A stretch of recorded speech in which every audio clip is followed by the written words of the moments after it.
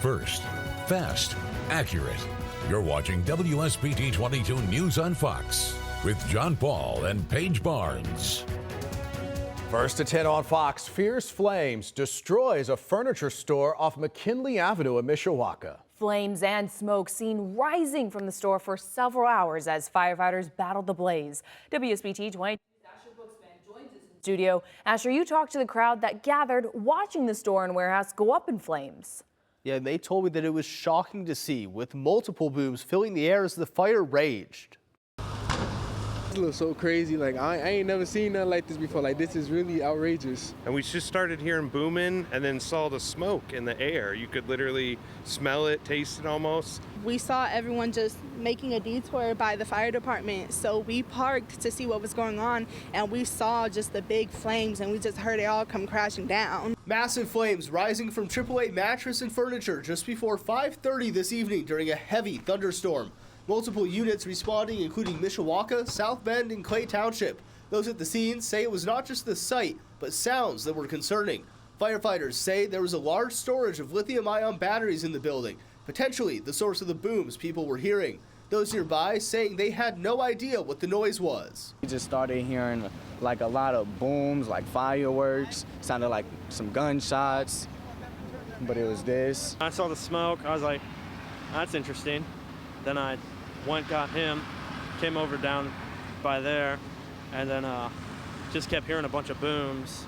Police saying that while they do not know if anyone was in the building when the fire broke, they say no one was hurt, and employees stopped anyone from getting hurt by calling 911 right away. They did the right thing, called us out, and we were able to mitigate the problem. It's definitely noted that to get out and let us take care of it, not to go in and try to solve the problem. Fire officials say they're working to battle any hot spots in the building, and although there was lightning at the time the fire started, firefighters say the official cause is under investigation. In the studio, I'm Asher Brookspan, WSBT 22 News. We were tracking thunderstorms earlier, but now the rain is pushing out of Michiana, leaving us with clearing skies. In fact, when we look at what's going on across the area, that line of thunderstorms is pretty much near Lafayette and Muncie right now. We just have the clouds, maybe, if anything, a brief shower in our far southern communities. Temperatures have cooled down behind the rain. We're at 59 in South Bend, 62 in Goshen, 56 in Benton Harbor, and 57 in Three Rivers. When we compare these temperatures to this time yesterday, we are significantly warmer. But as the night goes on, skies are going to be, for the most part, pretty clear, maybe a few clouds here and there. That's going to allow for some fog to develop overnight tonight, especially with the wind calming down and the skies clearing with all that lingering moisture. In fact, you can see that fog developing on Futurecast, especially for areas close to Lake Michigan. Now, we do have more rain in the forecast. In a few minutes, in my full forecast, I'll tell you when you can plan for the rain and what it's going to do to our temperatures. We'll see you then. Now at 10 in LaPorte, data center details revealed. Microsoft and city leaders hosted an open house, giving people the chance to learn more about their potential expansion plans. A Microsoft data center already under construction off of Boyd Boulevard, just south of East Lincoln Way. This would extend that project. WSBT 22's Eloise Lucina joins us from the live desk now. And Eloise, you talked with the senior director of Microsoft about his hopes to grow. And although it's not a solidified deal yet, Microsoft representatives tell me that LaPorte has already been a welcoming community. But not everyone I spoke with said that they were on board with the project. It all sounds good now, but what happens in 5 years? Got a lot of questions. Tonight, Microsoft representatives and LaPorte city leaders hosting a joint open house. A chance to present plans for a potential expansion in the hopes that the city will approve land annexation that allows Microsoft to expand their data center campuses. Phase 1 of their project already underway as a data center is constructed off of Boyd Boulevard just south of East Lincoln Way. But Microsoft telling me they're not stopping there. We bring a lot of jobs, we bring a lot of tax revenue. There are a lot of other benefits that come with it. We all use technology more and more every day, whether that's the TVs, your cars, in your home, all across the planet. These data centers help power that technology everywhere we are. The proposed expansion would be on 9 parcels of land just south of Boyd Boulevard, with the main property running along Highway 35 south to County Road 250. City leaders telling me they've created an agreement that ensures a section of that tax revenue from the project goes towards schools. Microsoft is our choice. They've been a great community partner from the start, and we're happy to have them investing in LaPorte. But not everyone at today's open house on board with a potential expansion. I'm young. I don't want to grow up around that. That can do a lot of things mentally, physically. I don't want to have to see that happen to me or my siblings. I don't want it to happen, but it doesn't sound like we're going to have a choice. They're going to do what they're going to do and not listen to the people. And the final vote for this expansion coming down to LaPorte City Council, who will decide whether or not to approve the land annexation in a final vote in May. And city leaders tell me it's likely to go through. Which way do you think it's going to lean? Do you think this project will go forward from the city council? Yeah, absolutely. I think it will. And Cook tells me that the LaPorte City Council will vote in May 18th on the land annexation, and if greenlit, Microsoft will then be able to move forward with the expansion. At the live desk, I'm Eloise Sushina, WSBT 22 News. Louise, thanks. A major expansion is underway at a data center campus in Dowagiac, focused on the future of artificial intelligence. Hyperscale Data says it's expanding from 34.5 acres to 83 acres. And it's renovating part of the facility into a combined AI data center and robotics hub, dedicating more than 100,000 square feet to robotics assembly, testing, and high-performance computing. The site currently operates at about 30 megawatts of power and plans to potentially grow to more than 300 megawatts over time. Hyperscale Data ends up becoming a big campus. There's a lot of opportunity for this campus up in Dowagiac, Michigan. And I know I've seen a lot about the mayor, who we respect. We respect all the local authorities there. And, you know, we believe that we're going to create more than 500 jobs in that location as we build it out. Company leaders say the project will bring together computing and real-world data collection, using robotics to help train and validate advanced AI systems. All new for you at 10, 14 people now indicted in connection to a large-scale drug trafficking operation across southwest Michigan. According to investigators, the group was bringing in significant amounts of methamphetamine, fentanyl, and cocaine using third-party carriers from out of state. Now, in one case, agents seized more than 19 pounds of meth from a package shipped from California.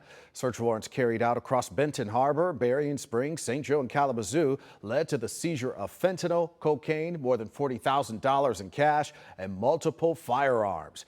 Authorities say the case is all part of a coordinated effort known as Operation Lake Effect. An apparent domestic dispute between ex-spouses turns deadly. 50-year-old Lisa Adkins was killed in a daytime shooting in downtown Goshen yesterday when she was shot multiple times. Following that shooting, the victim's ex-husband, 50-year-old Aaron Holliday, led police on an intense police chase through 3 counties before taking his own life. The two were just divorced in October. A man who knew Lisa says she was kind. She was the most generous, you know, always had a smile on her face, always something nice to say. It just breaks my heart. You know, it's just right here in downtown Goshen where, I don't know, you just wouldn't expect things like that to happen. The mayor of Goshen releasing this statement on Atkins' death, saying many who knew Lisa through her years of work in downtown Goshen, where she was a familiar presence. I ask that we hold Lisa's loved ones close in our thoughts and continue to show care, compassion, and steadiness toward one another. Holliday had been arrested for domestic battery at least 2 times in the past. Indiana State Police is handling the investigation on the pursuit. Lippert Industries and Patrick Industries announcing they are in talks to merge. The 2 major local RV suppliers say that this would be a merger of equals. This means one company would not absorb the other. Both companies are known in the region for making parts for RVs, boats, and housing products. Both of them, given their strong history here, I think all the communities around are hoping that they maintain a strong presence here, and hopefully it strengthens their position in the marketplace so that they can continue to grow and prosper. Chamber officials tell us merger talks are still in the early stages. As Work Zone Awareness Week begins, the Indiana Department of Transportation is urging drivers to stay aware and slow down in work zones. This week is the ceremonial start to construction season, with INDOT expecting to complete more than 1,000 construction projects across the state this year. Officials are reminding drivers to prioritize worker safety and slow down. More than 6,700 crashes were recorded last year, with 16 deaths in Indiana work zones. If you kill a construction worker in an active work site, you could face up to 6 years in jail and a $10,000 fine. That's the biggest thing. Everyone is so distracted these days that they're not paying attention when they're driving. And when you're not paying attention, you can't follow the directions that you need to. So stay alert and then follow the signage that you see. Move over. If there's going to be a lane closed, make sure that you know which lane is going to be closed so that you can move over. You can view road closures and traffic information through INDOT's website or the INDOT TrafficWise app.